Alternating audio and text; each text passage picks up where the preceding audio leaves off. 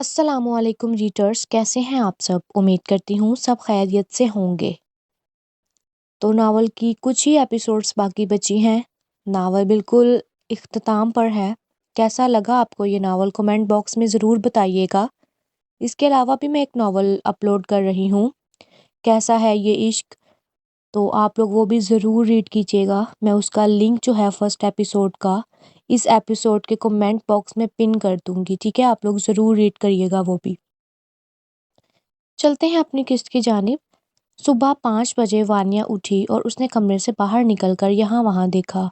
उसे कोई भी नज़र नहीं आया तो फौरन वो बैग निकाल कर लाई और दबे पैर टीवी लाउंज से अभी बाहर ही कदम रखा था कि बाहर शहरयार हया के वेलकम के लिए पूरा घर सजवा रहा था। शहरयार की नज़र जब वानिया पर पड़ी तो वानिया हैरान परेशान हो गई। एक तो ये पता नहीं क्या है, हर बार मेरे रास्ते में आ जाता है। वानिया उल्ट पैर बैग समेत अंदर चली गई। शहरयार भागता हुआ अंदर आया। रुको, कहाँ जा रही थी तुम, और क्या है इस बैग में? शहरयार ने वानिया को रोकते हुए कहा। इतने में अम्मी भी कमरे से बाहर तस्बीह पढ़ते हुए आ गईं। क्या है इस बैग में? अम्मी ने भी बैग की तरफ देखते हुए कहा। कुछ नहीं है, इसमें सिर्फ मेरे कपड़े हैं। वानिया ये कहते हुए कमरे की तरफ बढ़ी। ए लड़की, रुको जरा, अम्मी ने तलख लहजे में कहा। वानिया का दिल धक धक कर रहा था। नाजिया, नाजिया, अम्मी ने नाजिया को किचन से बुलाया। जी बाजी, नाजिया किचन से भागती हुई आई। इसका बैग खोलकर देखो, क्या है इसमें? अम्मी ने वानिया की तरफ घूरते हुए कहा। जी बाजी, मैं देखती हूँ। नाजिया बैग की जानिब बढ़ी तो वानिया ने बैग को जोर से पकड़ लिया। कोई मेरे पास भी आने की जुर्रत ना करे, वरना बहुत बुरा होगा, वानिया ने नाजिया की तरफ देखते हुए कहा।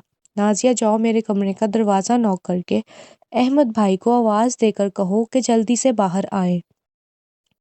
शहरयार ने कहा।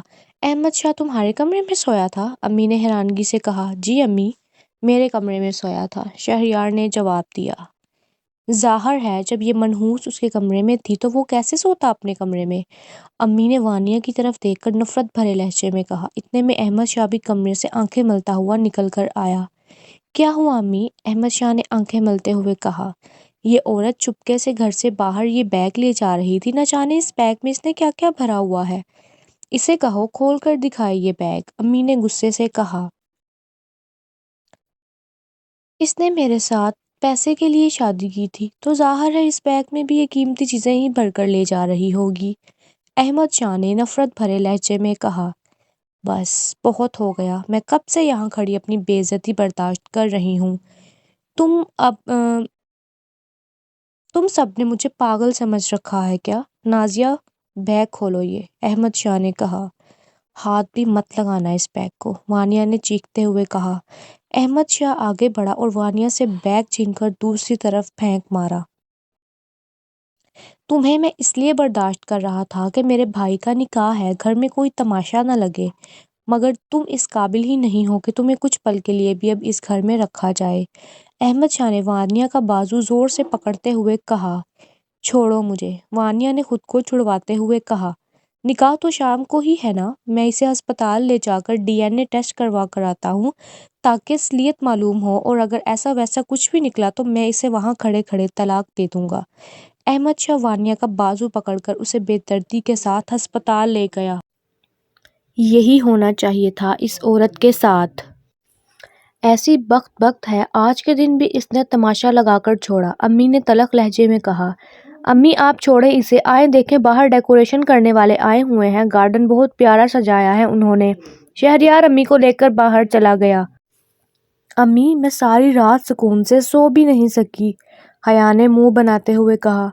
वो क्यों हया? अम्मी ने हैरानगी से कहा। जानती तो हैं आप, अभी तक डिज़ाइनर ने मेरा लहंगा नहीं भेजा, हया ने परेशान लहजे में कहा। मेरी जान, परेशान नहीं हो, वो 10 बजे तक दे जाएगा तुम्हारा लहंगा, अम्मी ने हया के कंधे पर थपकी देते हुए कहा। मैं नाश्ता लगवाती हूँ तुम्हारे लिए। नहीं अम्मी, अभी मेरा दिल नहीं चाह रहा, थोड़ी देर में करूँगी नाश्ता, हया ये कहकर कमरे में जाकर लेट गई और अपने कमरे की एक एक चीज़ को बड़े गौर से देखने लगी। آج میں چلی جاؤں گی امی ابو کو چھوڑ کر، اپنے کمرے کو چھوڑ کر، لیکن جب بھی میں یہاں آؤں گی اپنے کمرے میں ہی رہا کروں گی، میرا پیارا کمرہ۔ حیا منمنا رہی تھی۔ شہریار کو کال کرتی ہوں، پتہ نہیں اٹھا بھی ہے یا نہیں اب تک۔ شہریار کام میں مصروف تھا۔ 3-4 بیلز کے بعد شہریار نے کال اٹینڈ کی۔ گڈ مارننگ مسٹر شہریار، حیا نے محبت بھرے لہجے میں کہا۔ جی گڈ مارننگ میڈم حیا، آج تو معجزہ ہی ہو گیا، حیا صبح صبح اٹھ گئی ہیں۔ شہریار نے ہنستے ہوئے کہا، ظاہر ہے آج میری زندگی کا سب سے خاص دن ہے۔ کیوں نہ اٹھتی؟ حیا نے جواب دیا۔ اچھا جی مسٹر شہریار، چلو اب تم ناشتہ کرو، میں کام کروا لوں، بہت کام باقی ہے ابھی اور وقت بہت کم ہے، شہریار نے کہا۔ اچھا ٹھیک ہے، مگر تم بھی ناشتہ کر لینا۔ اچھا کر لوں گا، یہ کہہ کر شہریار نے کال بند کر دی۔ گھر میں ہر طرف لوگوں کا ہجوم تھا۔ امی چیخ چیخ کر تابش کو پکار رہی تھی، مگر تابش امی کی سن ہی نہیں رہا تھا۔ میرا بچہ، میری جان کا ٹکڑا، تابش کی امی کا رو رو کر برا حال تھا۔ تمہیں صبر سے کام لینا ہوگا، اللہ کی چیز تھی اس نے لے لی۔ نہیں ایسا نہیں ہو سکتا، تم سب جھوٹ بول رہے ہو۔ یہ کہتے ہوئے وہ بے ہوش ہو گئی۔ اٹھو ہمت کرو، تم تو ابھی سے ہمت ہار گئی۔ تابش کے ابو نے بھی نہ جانے خود کو کیسے سنبھال رکھا تھا۔ کیا ہوا انکل تابش کو؟ یہ سب میں کیا سن رہا ہوں؟ زاویار نے تابش کے ابو کو گلے لگاتے ہوئے کہا۔ پتہ نہیں، گھر سے گیا تھا اپنے دوست کے ساتھ، کچھ دیر پہلے ہمیں یہ خبر سننے کو ملی۔ ہماری تو دنیا ہی اجڑ گئی ہے، تابش کے ابو نے روتے ہوئے کہا۔ کچھ دیر کے بعد اچانک امی کی آنکھ کھل گئی اور وہ پسینے میں بھیگی ہوئی تھیں۔ سانس لینا بھی مشکل ہو رہا تھا انہیں۔ شکر ہے کہ یہ خواب تھا۔ امی دوڑتی ہوئی تابش کے کمرے کی طرف گئیں۔ تابش کو پکارتے ہوئے امی نے اس کے کمرے کا دروازہ کھولا تو وہ سو رہا تھا۔ تابش کو دیکھ کر امی کی سانس میں سانس آئی اور انہیں کچھ سکون ہوا۔ وہ آہستہ آہستہ قدم رکھتی ہوئی تابش کے سرہانے جا کر بیٹھ گئیں اور اس کے بالوں میں ہاتھ پھیرنے لگی اور اس کے ماتھے کو چومنے لگی۔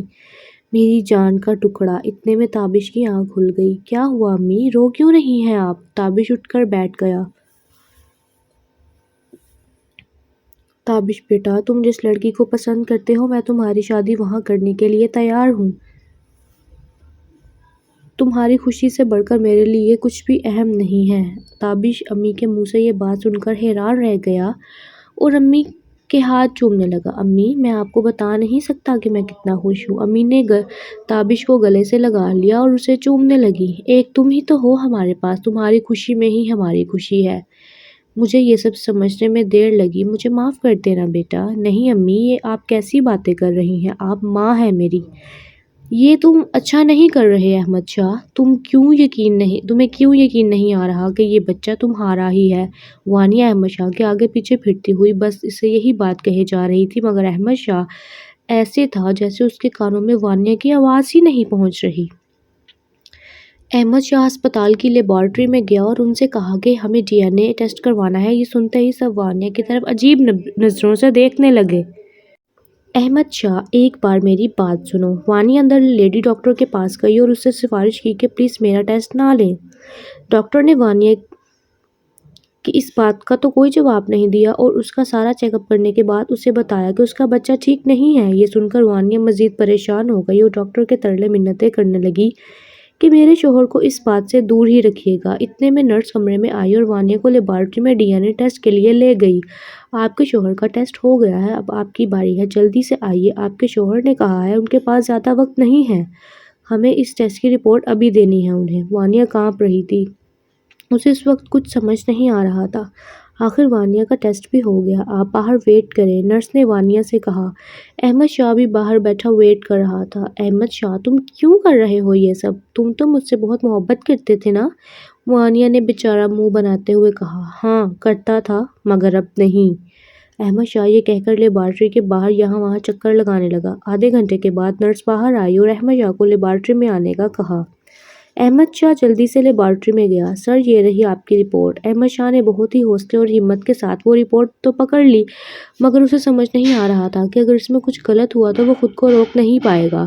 اس نے آنکھیں بند کر کے وہ رپورٹ کھولی۔ یا اللہ، وہی ہوا جس کا ڈر تھا۔ رپورٹ پڑھتے ہی احمد شاہ نہایت غصے میں لیبارٹری سے باہر گیا اور وانیہ کو گھسیٹتا ہوا ہسپتال سے باہر لے گیا۔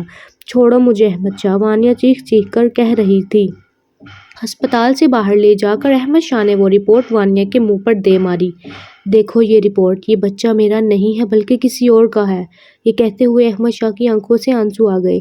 میں نے تمہارے لیے کیا نہیں کیا؟ اپنی اتنی محبت کرنے والی بیوی کو چھوڑا، اپنی بیٹی، اپنے جگر کے ٹکڑے کو چھوڑا، تمہارے لیے گھر والوں کو ذلیل کیا، اور تم نے مجھے اس سب کا یہ صلہ دیا؟ مجھے مر جانا چاہیے کہ میں نے تم جیسی عورت سے محبت کی۔ احمد شاہ میری بات سنو، ہو سکتا ہے کوئی غلط فہمی ہوئی ہو انہیں، ہو سکتا ہے یہ رپورٹ کسی اور کی ہو۔ وانیہ نے احمد شاہ کی طرف بڑھتے ہوئے کہا، دور دور رہو مجھ سے، ایک اور لفظ بھی نہیں سنوں گا میں اب۔ میں تمہیں ابھی اور اسی وقت اپنے پورے ہوش و حواس میں طلاق دیتا ہوں۔ احمد شاہ نے سخت لہجے میں یہ الفاظ 3 بار دہرائے۔ وانیہ یہ الفاظ سن کر ہکی بکی رہ گئی۔ احمد شاہ تم ایسا نہیں کر سکتے میرے ساتھ، میں نہیں رہ سکتی تمہارے بغیر، مجھے چھوڑ کر مت جاؤ۔ وانیہ رو رو کر احمد شاہ کے سامنے ہاتھ جوڑے کہہ رہی تھی۔